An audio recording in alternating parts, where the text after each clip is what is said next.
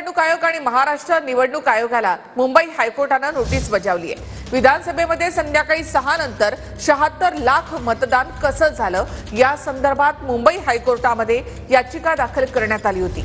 या याचिकेवर सुनावणी सुरू असतानाच मुंबई हायकोर्टाने ही नोटीस बजावली आहे।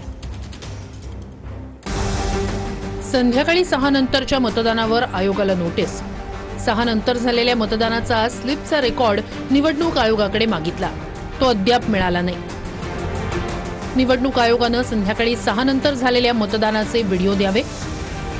संध्याकाळी 6 नंतर निवडणूक विभागाने व्हिडिओग्राफी केली का, आंबेडकरांचा युक्तिवाद। निवडणूक आयोगाने आदर्श नियमावली पाळली नाही, प्रकाश आंबेडकर। न्यायमूर्ती अजय गडकरी, न्यायमूर्ती कमल खाता यांच्या द्विसदस्यीय खंडपीठासमोर सुनावणी। 2 आठवड्यात नोटिशीला उत्तर देण्याचे हायकोर्टाचे आदेश।